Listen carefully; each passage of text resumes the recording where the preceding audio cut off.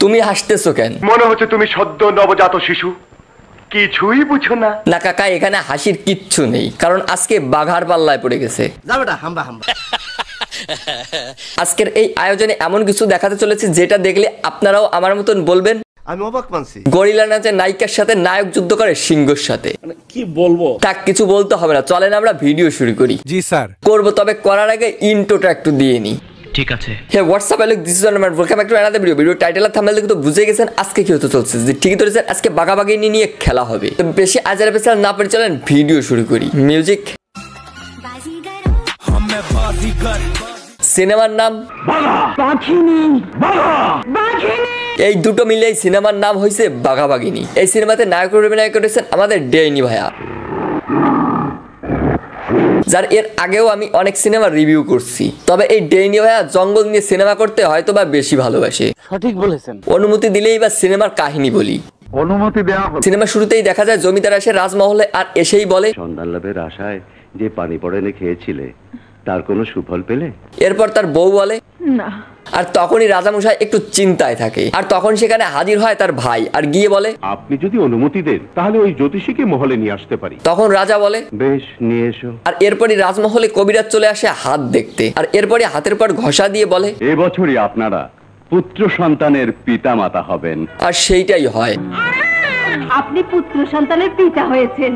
কি বলেন? তিনি যা বলেন তাই হয়। যাই হোক, আমরা কাহিনী বলি। এরপর রাজার ভাই কবিরাজকে বলে, আমার ভাতিজার হাতটা একটু দেখুন। আর এরপর সে তার হাত দেখে বলে, এ বাঘের মতো শক্তিশালী হবে।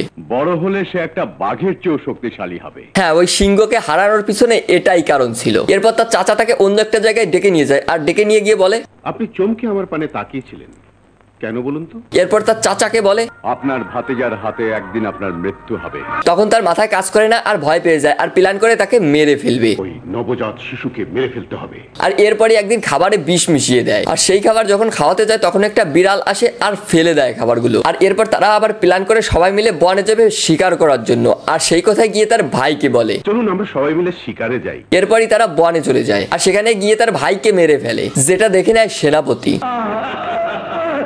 আর তখন সে গিয়ে রানী আর তার ছেলেকে নিয়ে পালাতে যায়, কিন্তু তাকেও মেরে দেয়। ওদিকে রানী পালাতে গিয়ে সামনে বাদে গরিলা। ওটাকে একটু দেখেন করেটা কি। এরপরই গরিলা দেখে রানী অজ্ঞান হয়ে যায়। ওই হচ্ছে গরিলার চেহারা। এইটা দেখে আবার অজ্ঞান হয়ে গেছে। এটা কোনো কথা না, কোনো কথা না, তবে সত্যিকারে গরিলা দেখলে আপনিও অজ্ঞান হতেন। সঠিক বলেছেন। এরপর ওখানে পড়ে থাকে আর সেখানে আসে জঙ্গলের সর্দার। আর তখন রানী তাকে বলে,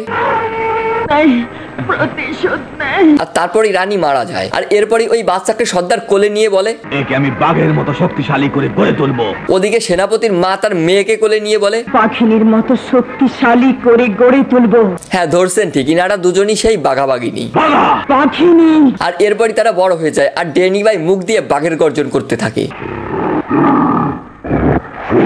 আমি অবাক মানছি। অবাক তো আমিও মানছি কাকা। আর এরপরই একদিন নায়ক বেরিয়ে পড়ে বাঘ মারতে আর গিয়েই বাঘিনীর সাথে দেখা হয়ে যায়।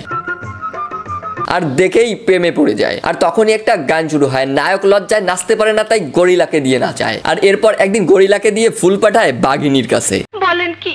জি ঠিকই বলছি, বাঘাবাগিনীর প্রেমে ফুল দিবে গরিলা। এটুকু তো হতেই পারে। আপনারা কি বলেন? আর এরপর তাদের একটা রিলেশন তৈরি হয়। আর এটা দেখে নেয় বাঘাবাগিনীর মা বাবা। আর তখন তাদের নিয়ে গিয়ে বলে, জমিদার শমশের খান তোর বাবাকে হত্যা করেছিল। এরপর বাঘাবাগিনী চলে যায় রাজার বাড়ি গিয়ে একটু বাঘের হুঙ্কার দিয়ে এসেছি। আর এরপরই রাজার ছেলে আর মেয়ে আসে। আর তার মেয়ে প্রেমে পড়ে সেই কবিরাজের ছেলের সাথে আর তার ছেলে প্রেমে পড়ে সেই কবিরাজের মেয়ের সাথে। আর এরপরই ভিলেন জেনে যায় বাঘা এখনো বেঁচে আছে। সত্যি আপনার ভাতিজা বাঘা নামে বেঁচে আছে? নিশ্চয়ই তাই হবে। আর তাই তাকে ধরতে লোক পাঠায়, কিন্তু ধরতে পারে না। আর এরপর একটা লোক এগুলো শুনে আর শুনে এসে বলে, বাঘা বাঘিনীকে আমি ধরিয়ে দেবো, আপনার কন্যা জামিনকে আমার সাথে বিয়ে দিতে হবে। আর তখনই ভিলেন রাজি হয়ে যায়। আর এরপরই সে বাঘা বাঘিনীকে মিথ্যে কথা বলে ডেকে এনে ধরিয়ে দেয়। আর এরপরই রাজা বাঘাকে রাখে সিংহর খাঁচায় আর বাঘিনীকে রাখে পাগলের খাঁচায়। এরপরই বাঘা সিংহকে মেরে ফেলে। নায়ক বলে কথা। আর এরপরই তারা মারপিট করে আর ভিলেনকে মারতে যাবে, তখনই সামনে আসে সেই কবিরাজ। তখন ভিলেনকে মেরে দেয়, সবার মিলন হয়, সিনেমা এখানেই শেষ হয়ে যায়। তো সিনেমা যখন শেষ, আমি এর থেকে কি করব, আমিও আজকের মতো বিদায় নিতে চাচ্ছি। ভিডিও ভালো লাগলে লাইক কমেন্ট শেয়ার, মন চাইলে সাবস্ক্রাইব করুন। ভালো থাকবেন, সুস্থ থাকবেন, বাই।